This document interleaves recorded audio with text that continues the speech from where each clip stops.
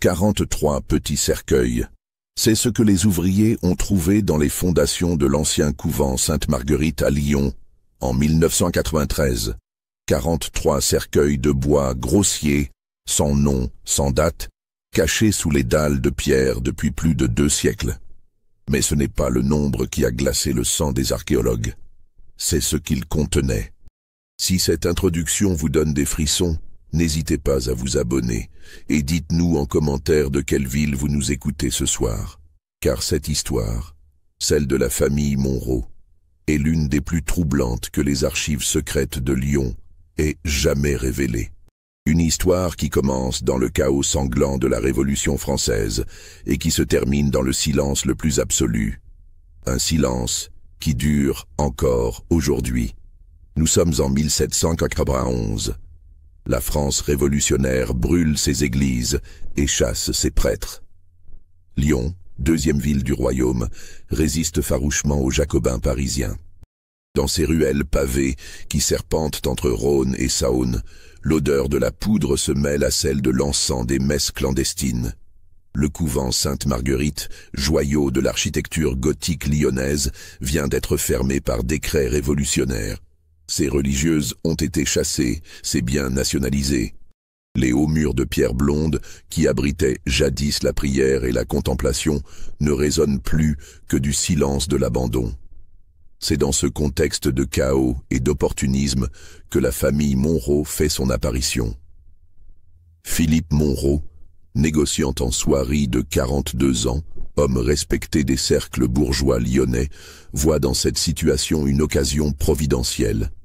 Sa femme, Marguerite Monro, née Delacroix, fille d'un médecin réputé, partage ses ambitions philanthropiques, du moins en apparence. Le couple, marié depuis 15 ans mais sans descendance, détail que les mauvaises langues ne manquent pas de rappeler, acquiert les bâtiments du couvent pour une somme dérisoire. Leur projet officiel est noble, créer un refuge pour les orphelins que la Révolution multiplie chaque jour. Un havre de paix pour ces enfants abandonnés, victimes innocentes de la tourmente révolutionnaire. Les autorités locales applaudissent cette initiative charitable. Dans une époque où la charité chrétienne est suspecte, les Monro présentent leur œuvre sous l'angle de la régénération républicaine.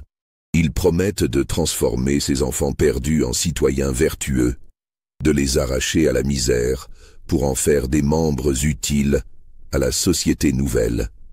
Philippe Monro est un homme de taille moyenne, aux traits fins et au regard perçant.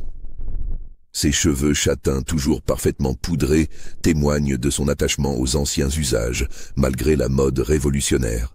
Il porte des habits sobres mais de qualité, et sa voix douce cache une autorité naturelle qui impressionne ses interlocuteurs. Son épouse Marguerite, de 10 ans sa cadette, possède cette beauté froide des portraits de famille. Ses yeux bleus, d'une clarté troublante, semblent voir au-delà des apparences. Elle parle peu, mais chaque mot porte le poids de la conviction.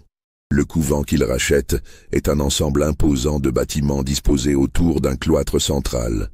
La chapelle, aux voûtes élancées et aux vitraux multicolores, occupe l'aile principale. Les cellules des religieuses, petites chambres monacales, aux murs épais, s'alignent le long de corridors silencieux. Les caves voûtées, jadis utilisées comme celliers et réserves, s'étendant sous l'ensemble du complexe comme un labyrinthe de pierres froides. Les Monro engagent rapidement quelques domestiques triés sur le volet. Il y a d'abord Lucien Gervais, homme de confiance de Philippe depuis des années, ancien soldat aux mains marquées par les campagnes militaires. Sa femme Agnès, cuisinière et femme de ménage, partage avec lui une loyauté absolue envers leur maître. Puis il y a Clément Bouchard, jardinier et homme à tout faire, homme simple aux larges épaules qui ne pose jamais de questions. Enfin, sœur Béatrice, ancienne religieuse du couvent qui a accepté de rester comme préceptrice, femme pieuse d'une 60aine d'années dont la foi semble inébranlable. L'automne 1791 marque l'ouverture officielle de l'orphelinat Monro.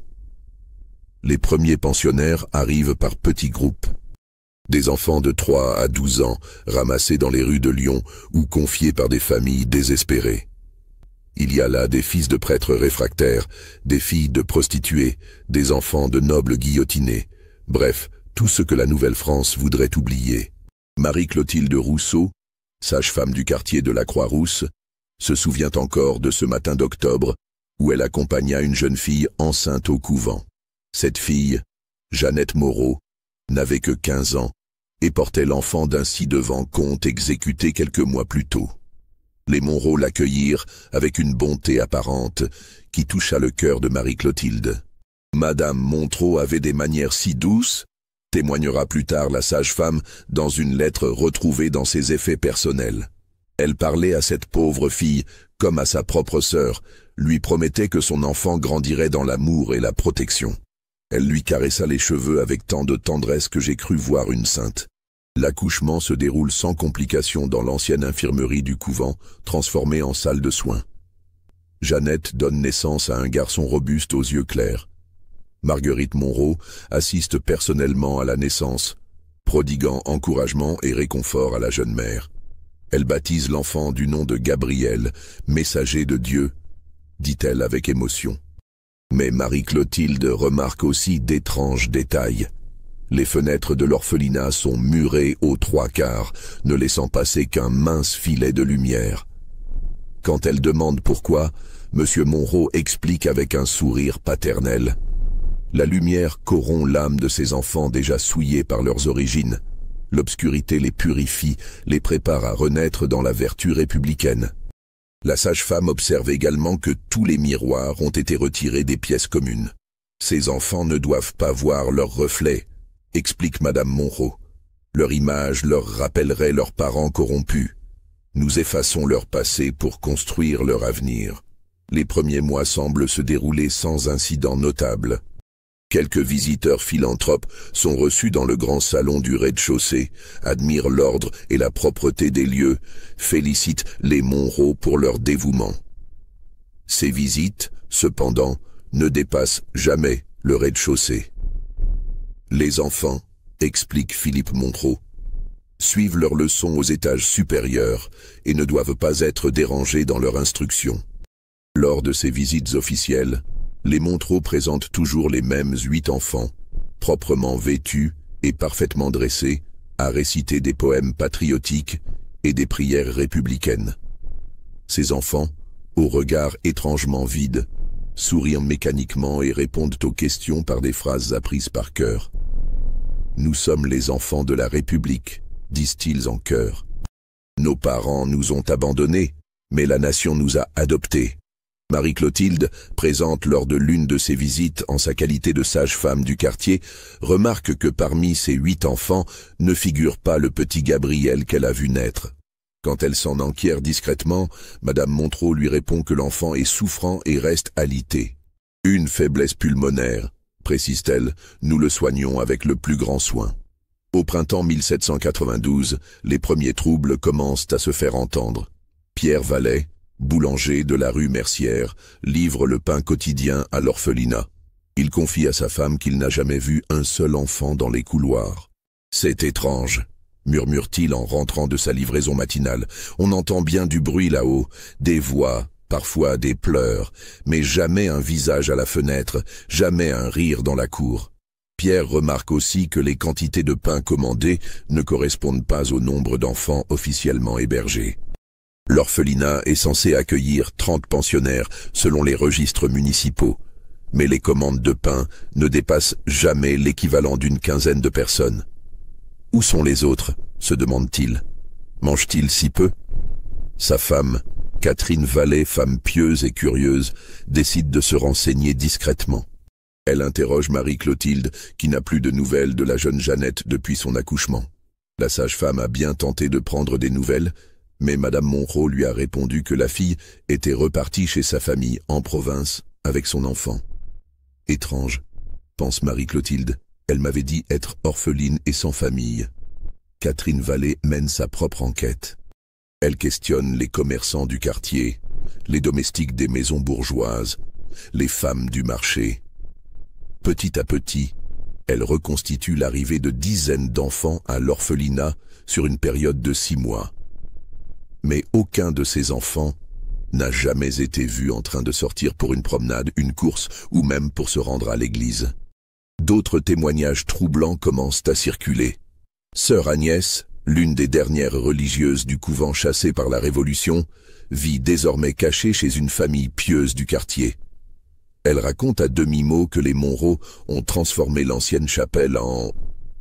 Elle n'ose pas dire quoi exactement, mais ses yeux se remplissent de larmes quand elle en parle. « Ce qu'ils ont fait de la maison de Dieu, » chuchote-t-elle en serrant son chapelet. « Ils ont retiré tous les saints, brisé l'autel de marbre, tendu les murs de noir. Et ce crucifix qu'ils ont installé, mon Dieu, ce crucifix, il n'a rien de chrétien. Les cris qui s'échappent la nuit de cette chapelle profanée, ce ne sont pas des prières qu'on entend, c'est autre chose. Quelque chose qui glace l'âme. Sœur Agnès raconte aussi que les Monroe ont fait creuser de nouvelles caves sous l'ancien cimetière du couvent.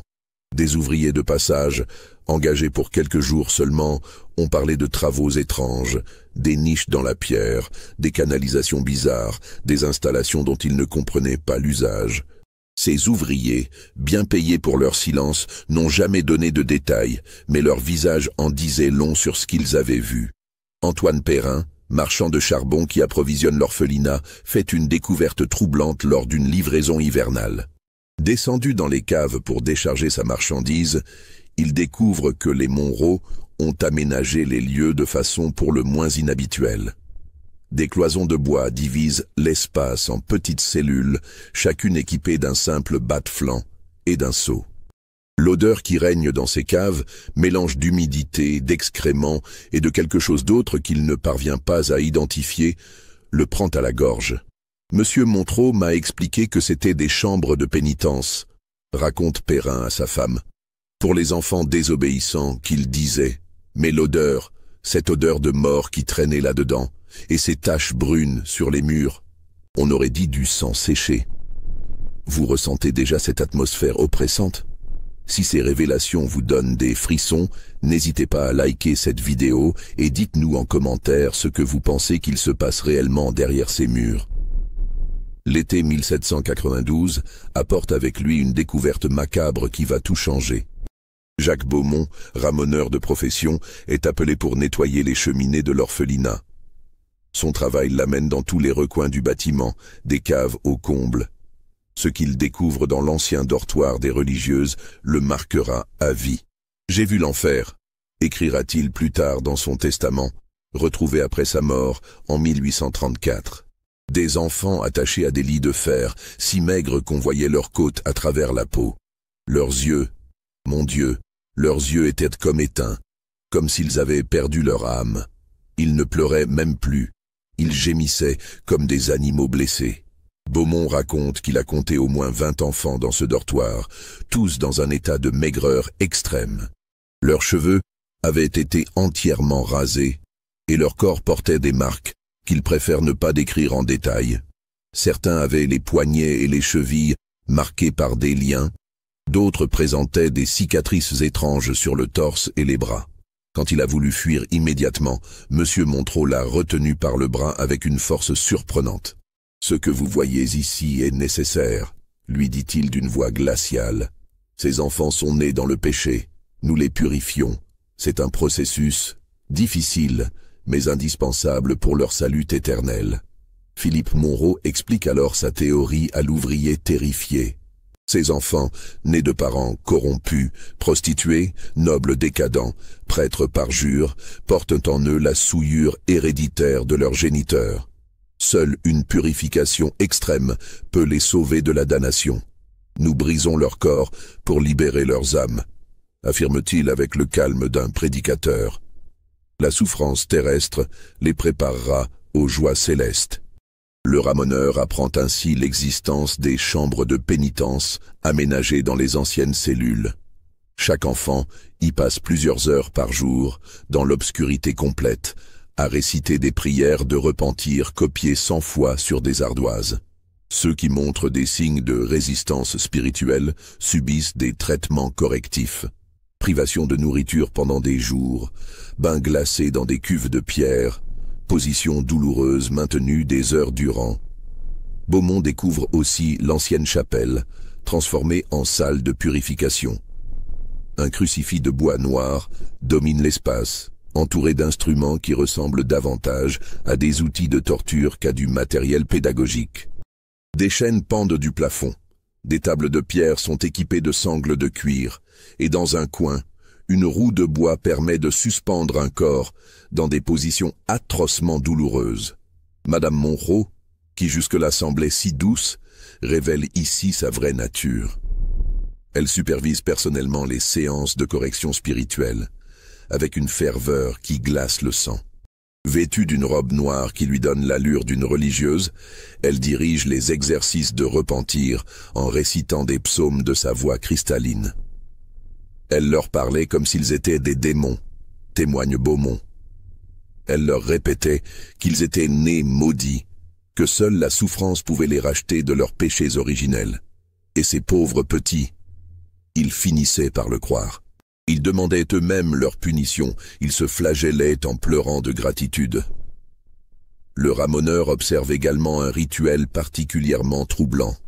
Chaque semaine, Madame Monro sélectionne l'un des enfants pour une cérémonie de purification suprême.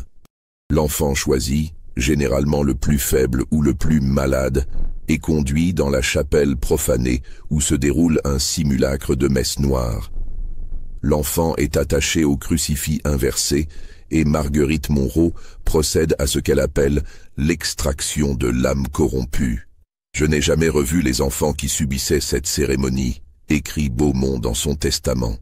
Ils disparaissaient, et quand je demandais où ils étaient, on me répondait qu'ils avaient été libérés de leur fardeau terrestre et qu'ils connaissaient enfin la paix éternelle. L'horreur atteint son comble quand Beaumont découvre le laboratoire secret de Marguerite Monro, installé dans l'ancienne sacristie. La femme du négociant, formée à la médecine par son père, mène ses propres expériences sur les corps des enfants. Des bocaux remplis d'organes humains s'alignent sur des étagères, étiquetés avec un soin maniaque. Des cahiers noircis de notes scientifiques détaillent les effets de la malnutrition, des sévices physiques et de divers traitements expérimentaux sur le développement infantile. Elle étudiait leurs souffrances comme d'autres étudiaient les plantes, témoigne le ramoneur. Elle prenait des notes sur leurs réactions, mesurait leur résistance, expérimentait différentes méthodes pour optimiser le processus de purification. Pour elle, ces enfants n'étaient plus des êtres humains, mais des sujets d'expérience au service de sa science démoniaque.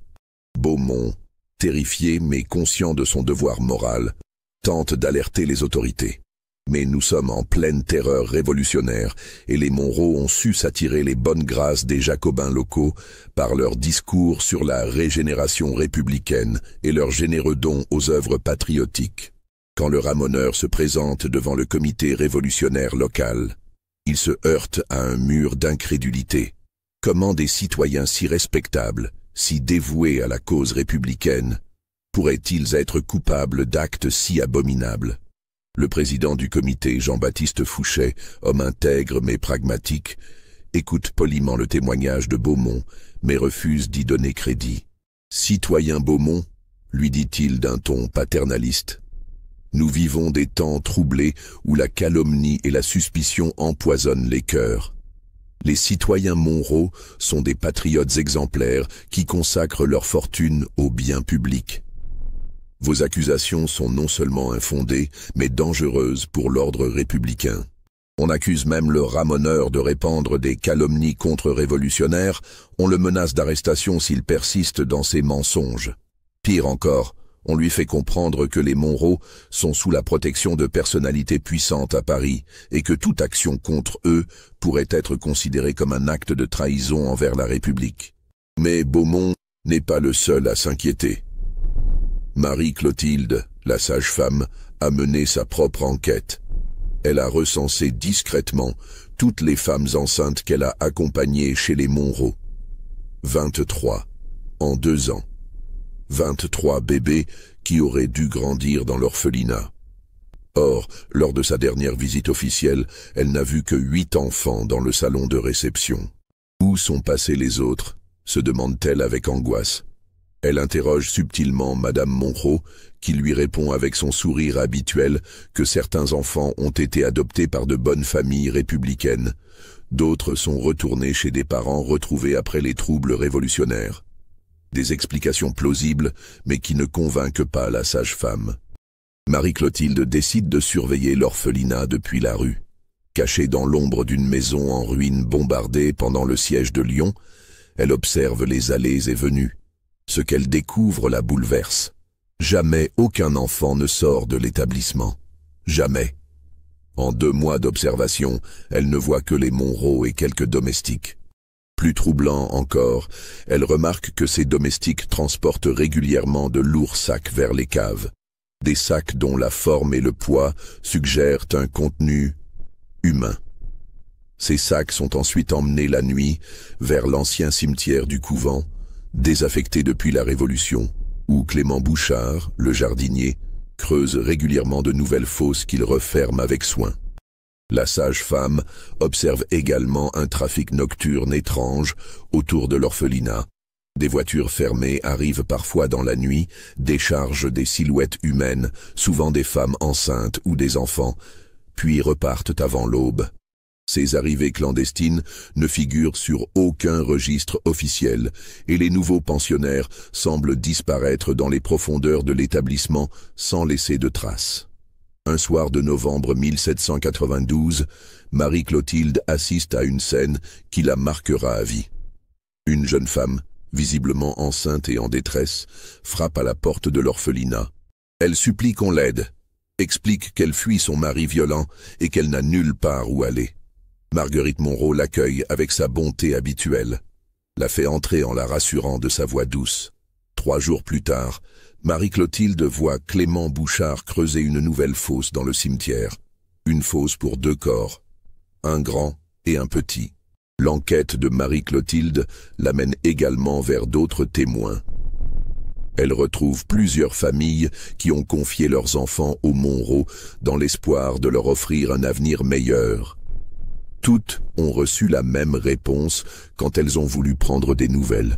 Les enfants ont été adoptés par de riches familles parisiennes où ils ont rejoint des institutions spécialisées en province. Mais pourquoi aucune de ces familles n'a-t-elle reçu d'adresse pour correspondre avec leurs enfants, se demande la sage-femme. Pourquoi les Monro refusent-ils catégoriquement toute visite, même de la part des parents naturels? Catherine Vallet, la femme du boulanger, fait elle aussi des découvertes troublantes. En discutant avec les autres commerçants du quartier, elle apprend que l'orphelinat commande régulièrement de grandes quantités de chaux vives, officiellement pour désinfecter les locaux. Mais ces quantités semblent disproportionnées pour un simple entretien sanitaire. Le pharmacien du quartier, Monsieur Leroy, confie à Catherine qu'il fournit également aux Monro des drogues particulières. Opium, laudanum, diverses substances chimiques qu'il n'est pas habituel de trouver dans un orphelinat. Quand il s'en enquiert, Madame Monro lui explique que ces produits servent à soigner les maux de l'âme des enfants traumatisés. Mais les quantités qu'elle commande, murmure le pharmacien, c'est comme si elle droguait tous les enfants en permanence. Et puis, elle me demande aussi des instruments chirurgicaux, des scalpels, des pinces. Pourquoi faire dans un orphelinat? L'hiver 1793 apporte une révélation qui va changer la donne. Sœur Béatrice, l'ancienne religieuse employée comme préceptrice par les Monro, commence à montrer des signes de troubles mentaux. Témoin quotidien des horreurs qui se déroulent dans l'orphelinat, sa foi vacille et sa raison se fissure. Un matin de décembre, elle se présente chez Marie-Clotilde, dans un état de détresse extrême. Ses cheveux blancs sont défaits, ses yeux rougis par les larmes, et ses mains tremblent de façon incontrôlable. « Mon Dieu, que Dieu me pardonne !» répète-t-elle sans cesse. « J'ai participé à l'œuvre du diable. » Sœur Béatrice révèle alors l'ampleur du système mis en place par les Monro. L'orphelinat n'est qu'une façade pour couvrir leurs véritables activités. En réalité, Philippe et Marguerite Monro dirigent ce qu'ils appellent un laboratoire de régénération humaine, où ils expérimentent leur théorie sur la purification de l'espèce. Ils croient que l'humanité est corrompue explique la religieuse entre deux sanglots, que seuls les enfants nés de parents vertueux méritent de vivre. Les autres, ceux qui portent en eux la souillure de leurs géniteurs, doivent être éliminés pour le bien de l'espèce. Sœur Béatrice décrit un système d'une efficacité terrifiante. Les enfants arrivant à l'orphelinat sont d'abord évalués selon des critères précis: origine familiale, traits physiques, tempérament. Ceux jugés récupérables sont soumis à un processus de rééducation brutale, mais qui laisse espoir de survie. Les autres, les irrécupérables, sont destinés à servir de cobayes pour les expériences de Marguerite Monroe avant d'être éliminés. Madame Monroe tient des registres méticuleux, révèle sœur Béatrice. Elle note tout: les réactions des enfants aux différents traitements, l'efficacité de ses méthodes, les résultats de ses dissections. Car oui, elle dissèque les corps des enfants morts pour étudier les effets de ces expériences sur leurs organes. La religieuse révèle également l'existence d'un réseau plus vaste. Les Monroe ne sont pas seuls dans leur entreprise. Ils correspondent régulièrement avec d'autres philanthropes de Paris et de province qui partagent leurs idées sur la régénération de l'espèce humaine. Un véritable mouvement clandestin s'est formé, profitant du chaos révolutionnaire pour mener ses expériences en toute impunité. Ils se voient comme les pionniers d'une humanité nouvelle, explique sœur Béatrice. Ils pensent qu'en éliminant les éléments corrompus et en perfectionnant leur méthode d'éducation, ils peuvent créer une race d'hommes parfaits. Pour eux, les enfants qui meurent sous leur torture sont des sacrifices nécessaires au bien de l'humanité future. Sœur Béatrice révèle aussi que les Monroe reçoivent un financement secret de certains membres influents du gouvernement révolutionnaire. Des hommes puissants qui voient dans leurs expériences une possibilité de créer le citoyen parfait de la République idéale. Ce soutien explique pourquoi toutes les tentatives pour dénoncer les Monroe se heurtent à des murs d'indifférence ou d'hostilité. La religieuse décrit enfin le sort qui attend les enfants récupérables.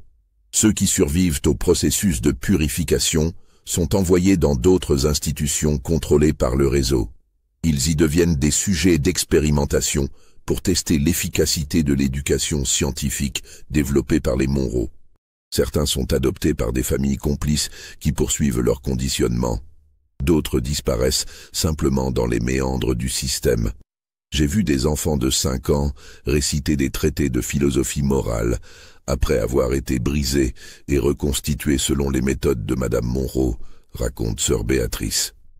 Ils parlaient comme des adultes, mais leurs yeux étaient morts.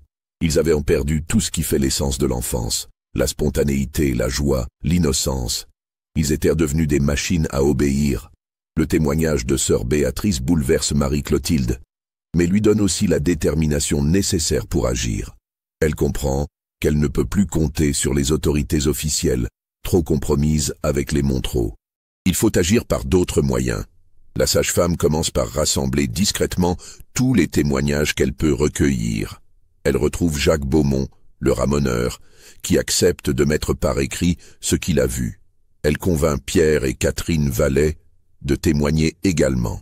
Lentement, un dossier se constitue, fait de témoignages convergents qui dressent un tableau accablant des activités des Monroe. Mais Marie-Clotilde va plus loin. Profitant de ses relations dans le milieu médical lyonnais, elle contacte le docteur Étienne Baruel, ancien collègue du père de Marguerite Monroe. Le médecin, homme de science et de conscience, accepte d'examiner discrètement les éléments rassemblés par la sage-femme. Ce que vous me décrivez correspond à des expérimentations que j'ai vues décrites dans certains ouvrages allemands, confie le docteur Baruel à Marie-Clotilde. Des théories sur l'amélioration de l'espèce humaine par la sélection et le conditionnement. Des idées monstrueuses que certains médecins militaires ont commencé à appliquer sur les prisonniers de guerre. Le docteur Baruel révèle également des éléments troublants sur le passé de Marguerite Monroe. Brillante élève de son père, elle avait montré très tôt des dispositions exceptionnelles pour la médecine, mais aussi des traits de caractère inquiétants. Elle disséquait des animaux vivants dès l'âge de 12 ans, se souvient le médecin. Son père était fier de ses capacités, mais il s'inquiétait de son absence totale d'empathie. Elle considérait la souffrance comme un phénomène purement mécanique, sans dimension émotionnelle. Le médecin accepte de se joindre à l'enquête clandestine menée par Marie-Clotilde. Grâce à ses relations, il parvient à identifier plusieurs autres orphelinats suspects dans la région lyonnaise, tous dirigés par des couples philanthropes aux méthodes similaires à celles des Monroe. Un véritable réseau se dessine, coordonné depuis Paris, par des personnalités que le docteur Baruel préfère ne pas nommer. Pour rassembler des preuves indiscutables, Marie-Clotilde élabore un plan audacieux. Elle va se faire engager comme aide-soignante à l'orphelinat Monroe en se présentant comme une femme ayant perdu son emploi à cause de la Révolution et cherchant à se racheter par des œuvres charitables. Son plan fonctionne. Marguerite Monroe, toujours en quête de personnel dévoué et discret, l'engage après un entretien où Marie-Clotilde démontre ses compétences médicales et sa soumission apparente aux idées révolutionnaires. Vous comprenez l'importance de régénérer cette jeunesse corrompue, lui dit Madame Monroe avec satisfaction. Nous avons besoin de personnes comme vous, capables de voir au-delà des apparences. Une fois à l'intérieur, Marie-Clotilde découvre l'horreur dans toute son ampleur. L'orphelinat compte en réalité plus de 40 enfants, répartis dans différentes sections selon leur degré de corruption et leur potentiel de récupération. Les enfants jugés irrécupérables sont entassés dans les caves, dans des conditions d'hygiène épouvantables, et ne remontent jamais aux étages supérieurs. La sage-femme assiste aux leçons dispensées par sœur Béatrice sous la supervision de Marguerite Monroe. Ces séances combinent endoctrinement idéologique, conditionnement psychologique et sévices physiques. Les enfants apprennent par cœur des textes sur la corruption héréditaire et la nécessité de l'expiation, tout en subissant des punitions corporelles destinées à graver ces vérités dans leur chair. « Vous êtes nés du vice », répète Marguerite Monroe aux enfants assemblés dans l'ancienne chapelle. « Vos parents étaient des parasites de la société, des ennemis de la vertu. Seule la souffrance peut vous purifier de leur héritage maudit. Chaque douleur que vous endurez efface un peu de leur souillure en vous. » Marie-Clotilde observe également les expériences médicales menées par Marguerite Monroe dans son laboratoire secret. La femme du négociant teste l'effet de diverses drogues sur le comportement des enfants, expérimente différentes formes de privation sensorielle et étudie l'impact des traumatismes physiques et psychologiques sur le développement mental. Elle prenait des notes sur tout, témoignera plus tard Marie-Clotilde. La façon dont les enfants réagissaient aux drogues, leur résistance à la douleur, les modifications de leur personnalité sous l'effet des traumatismes. Pour elle, ces enfants n'étaient que des sujets d'expérience au service de sa science. La sage-femme découvre aussi le sort réservé aux nouveau-nés. Les bébés nés à l'orphelinat de mères célibataires ou de prostituées sont immédiatement séparés de leur mère et soumis à des traitements préventifs. Certains sont utilisés pour tester l'efficacité de différentes méthodes d'éducation, d'autres servent de sujet pour les expériences anatomiques de Marguerite Monroe. Dans l'ancienne sacristie transformée en morgue, Marie-Clotilde découvre les corps de plusieurs enfants dans des cuves remplies d'alcool. Ces corps, parfaitement conservés, portent les traces des expériences subies. Incisions chirurgicales, prélèvements d'organes, marques de torture diverses. Marguerite Monroe étudie ces corps pour comprendre les effets de ces méthodes sur l'organisme humain. Au bout de 3 semaines d'infiltration, Marie-Clotilde fait une découverte qui dépasse ses pires craintes. En fouillant discrètement le bureau de Philippe Monroe, elle met la main sur la correspondance secrète du couple avec leurs contacts parisiens. Ces lettres révèlent l'existence d'un projet d'ampleur nationale baptisé « Régénération ». Dirigé depuis Paris par un comité secret comprenant des médecins, des philosophes et des hommes politiques influents, ce projet vise à créer une humanité nouvelle en éliminant systématiquement les éléments corrompus de la société. Les orphelinats comme celui des Monroe ne sont que la partie visible de ce projet. En parallèle, le réseau s'attaque aux adultes jugés incorrigibles, prostituées, vagabonds, criminels, mais aussi opposants politiques et membres du clergé réfractaire. Des centres de rééducation ont été créés dans toute la France, officiellement pour réinsérer ces personnes dans la société révolutionnaire. Nous avons déjà traité plus de 1000 sujets dans notre établissement, écrit Philippe Monroe dans une lettre datée de janvier 1794. Les résultats sont encourageants. Nos méthodes de conditionnement permettent de transformer même les individus les plus récalcitrants en citoyens dociles. Pour les cas irrémédiables, nos expériences nous permettent d'affiner nos techniques en vue d'applications futures. Marie-Clotilde découvre également que le projet Régénération bénéficie du soutien financier de riches bourgeois parisiens qui y voient un moyen de créer une main-d'œuvre parfaitement soumise. Les enfants, récupérés par le programme, sont destinés à devenir des ouvriers idéaux, obéissants, résistants, dépourvus de toute capacité de rébellion. La correspondance révèle aussi l'existence d'un manuel de purification rédigé par Marguerite Montereau et diffusé dans tout le réseau. Ce manuel, fruit de ses années d'expérimentation, détaille les méthodes les plus efficaces pour briser la personnalité corrompue et reconstruire un individu selon les principes de la vertu républicaine. Madame Montereau est devenue notre référence en matière de conditionnement infantile, écrit l'un de ses correspondants parisiens. Ces techniques de dressage psychologique sont d'une efficacité remarquable. Nous avons hâte de pouvoir les appliquer à plus grande échelle. Marie-Clotilde apprend également que les Montereau préparent un grand nettoyage pour l'automne 1794. Tous les enfants actuellement détenus dans les caves, jugés définitivement irrécupérables, doivent être éliminés pour faire place à de nouveaux arrivages. Cette opération, baptisée « moisson finale », doit permettre de tester à grande échelle les méthodes d'élimination discrète développées par le couple. Vous sentez l'étau se resserrer? Si cette tension vous donne des frissons, n'hésitez pas à commenter ce que vous pensez qu'il va se passer et à partager cette histoire avec vos amis amateurs de mystères sombres. Armée de ces preuves accablantes, Marie-Clotilde élabore un plan désespéré pour sauver les enfants et dénoncer le réseau. Mais elle sait qu'elle ne peut pas compter sur les autorités officielles, trop compromises. Elle décide donc d'agir par d'autres moyens. Avec l'aide du docteur Baruel et de quelques complices sûrs, elle prépare une opération de sauvetage pour la nuit du 15 octobre 1794. Le plan consiste à évacuer discrètement les enfants survivants pendant que les Montereau sont absents pour assister à une réunion secrète de leur réseau à Paris. Mais le plan tourne au cauchemar.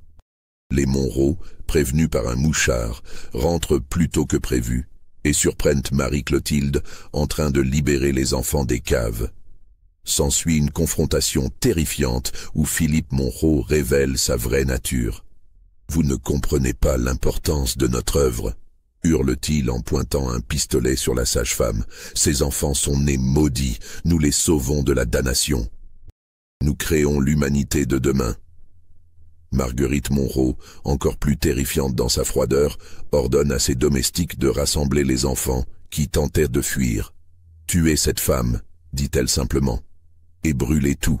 Nous recommencerons ailleurs. » Mais l'opération de sauvetage n'était qu'un leurre. Pendant que les Montereau s'acharnent sur Marie-Clotilde et les enfants dans les caves, le docteur Baruel et ses complices mettent le feu aux bâtiments principaux de l'orphelinat. L'incendie, alimenté par les produits chimiques stockés dans le laboratoire de Marguerite Montereau, se propage rapidement à tout le complexe. Dans le chaos qui s'ensuit, une partie des enfants parvient à s'échapper par les anciennes catacombes du couvent. Marie-Clotilde, grièvement blessée par Philippe Montereau, trouve la force de guider les fuyards vers la sortie avant de s'effondrer.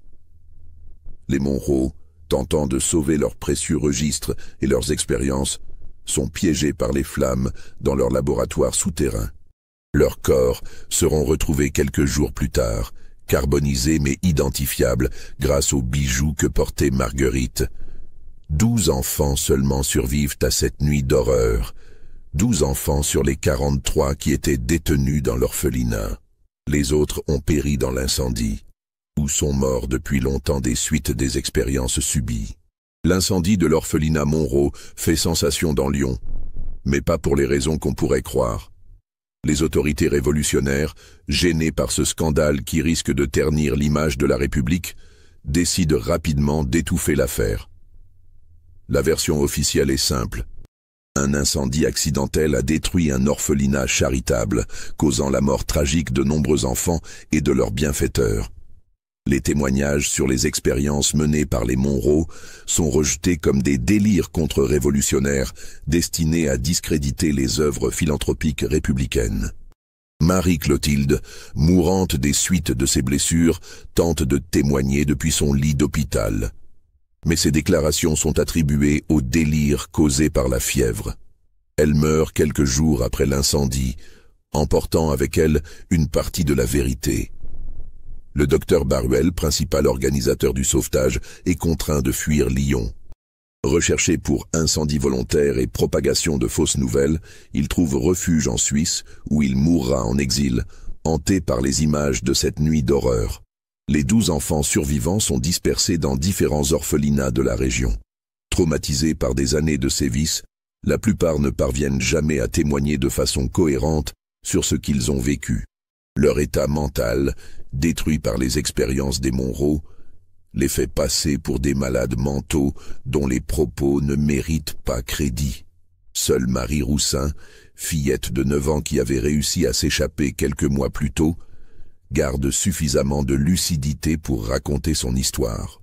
Mais son témoignage, recueilli par l'abbé Bertrand, est enterré dans les archives secrètes de l'évêché clandestin de Lyon. Malgré la destruction de l'orphelinat Monroe, le réseau Régénération survit à la mort de ses membres lyonnais. Les contacts parisiens, informés de la catastrophe, font rapidement disparaître toutes les traces de leur correspondance avec le couple maudit. Les autres orphelinats du réseau poursuivent leurs activités, mais avec plus de discrétion. Les méthodes développées par Marguerite Montereau continuent d'être appliquées, perfectionnées, diffusées dans d'autres établissements à travers la France et même l'Europe. Certains documents retrouvés dans les archives napoléoniennes suggèrent que des membres du réseau ont réussi à infiltrer les nouvelles institutions impériales. Les maisons de correction créées sous l'Empire appliquent des méthodes de dressage qui rappellent étrangement celles expérimentées dans l'orphelinat Monroe.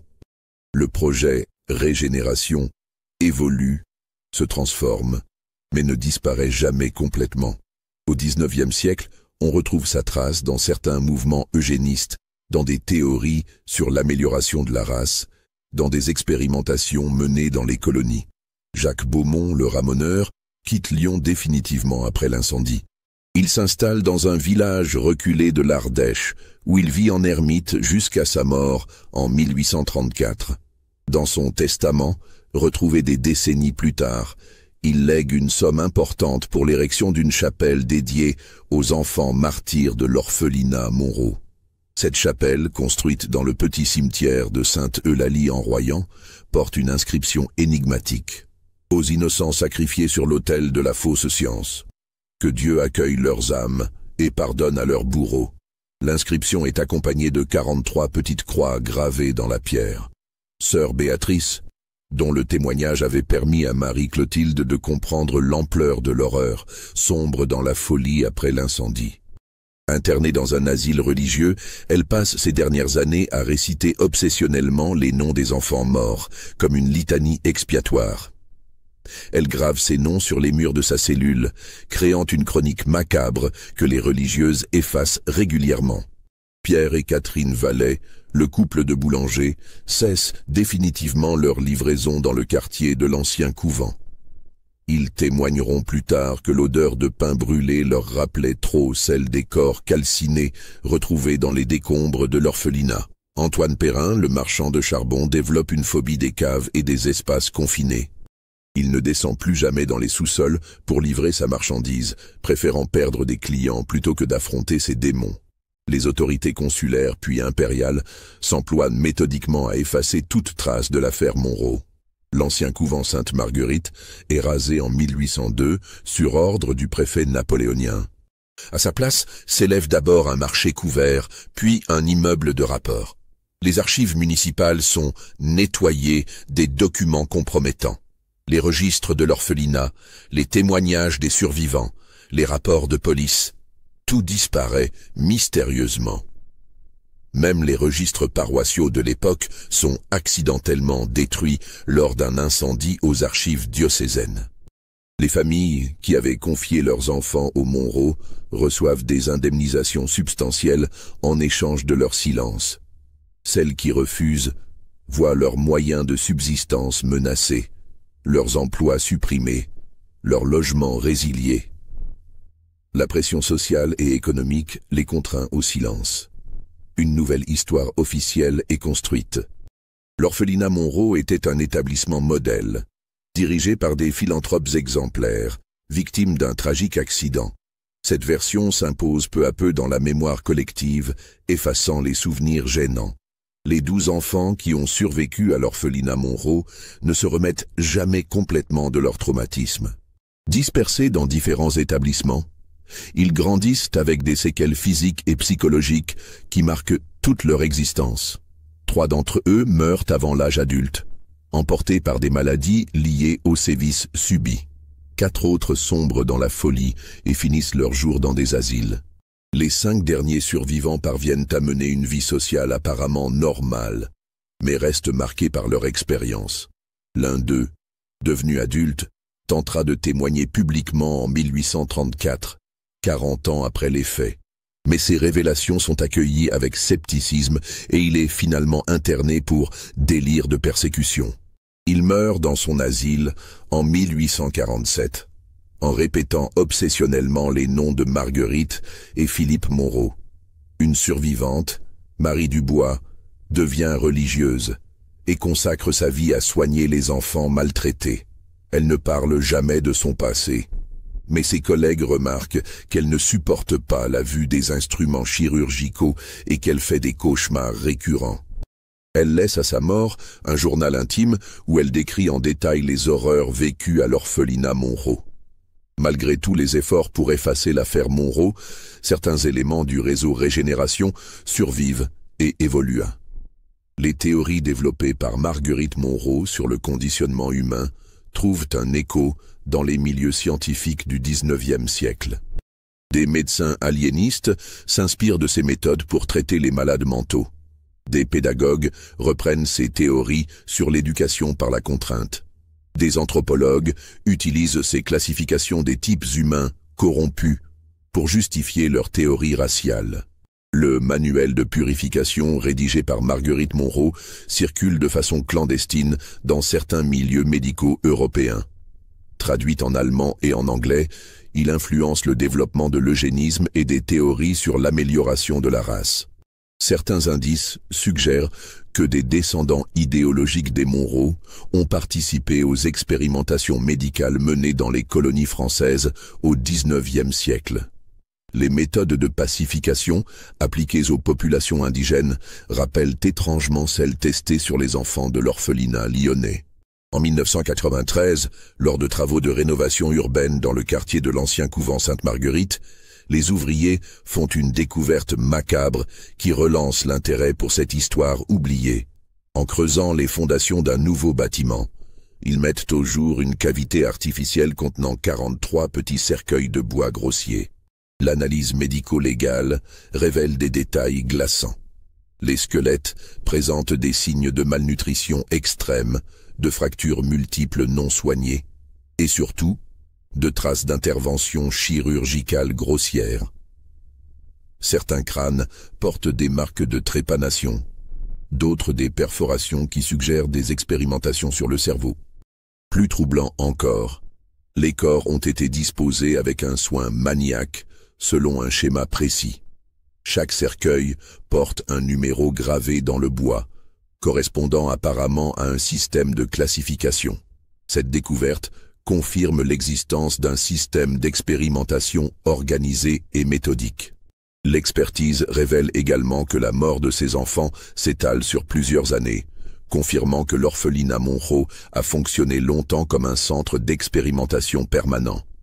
La datation au carbone 14 place ces décès entre 1792 et 1794, corroborant les rares témoignages conservés dans les archives. La découverte de 1993 relance l'enquête sur l'affaire Monro. Des historiens locaux, intrigués par cette trouvaille macabre, commencent à fouiller les archives à la recherche d'explications.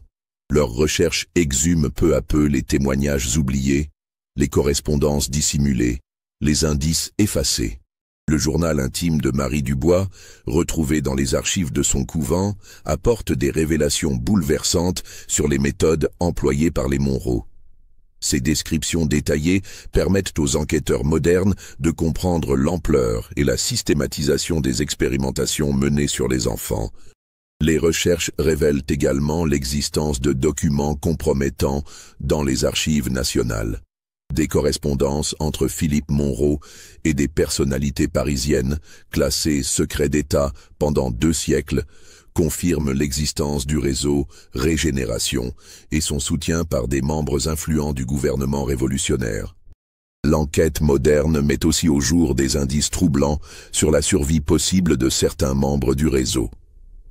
Des documents suggèrent que des complices des Monroe ont pu échapper aux investigations de l'époque et poursuivre leurs activités ailleurs, en France ou en Europe.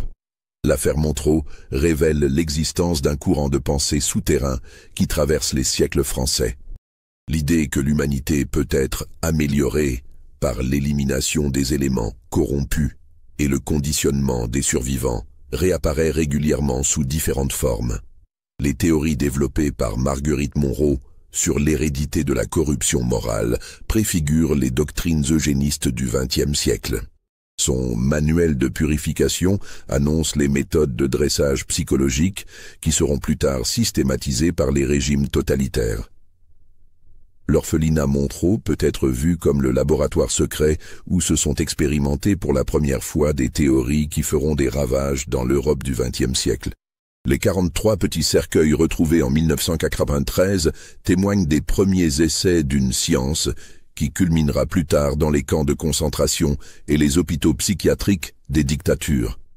Cette histoire révèle aussi comment le chaos révolutionnaire a pu servir de couverture à des expérimentations monstrueuses. La noblesse des idéaux proclamés, régénération républicaine, amélioration de l'humanité, science au service du progrès, a permis de dissimuler des pratiques d'une barbarie inouïe. Aujourd'hui encore, l'affaire Monroe reste largement méconnue du grand public. Malgré les découvertes de 1993 et les recherches historiques qui ont suivi, cette histoire n'a jamais fait l'objet d'une reconnaissance officielle. Les autorités préfèrent maintenir le silence sur cette page sombre de l'histoire lyonnaise.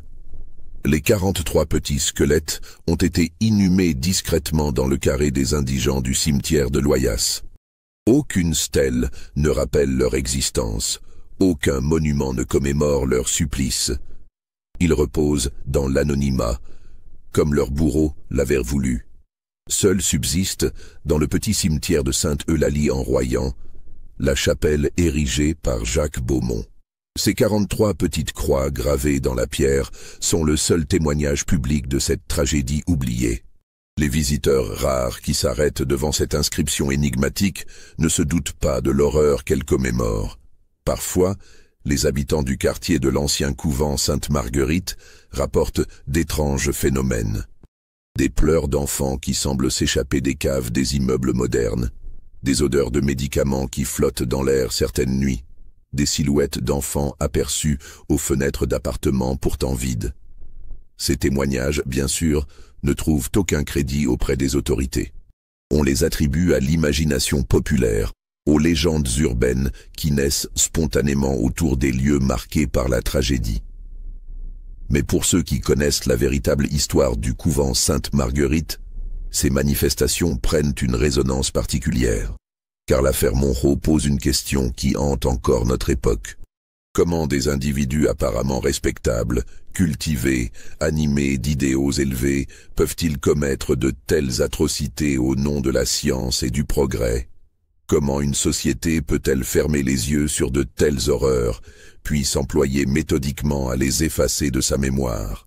Les 43 petits cercueils retrouvés dans les fondations de Lyon nous rappellent que le mal absolu ne prend pas toujours les formes spectaculaires qu'on lui prête.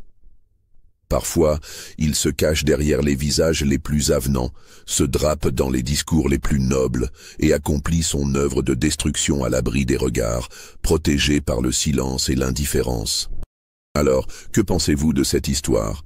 Croyez-vous que tout a été révélé sur l'affaire Monroe?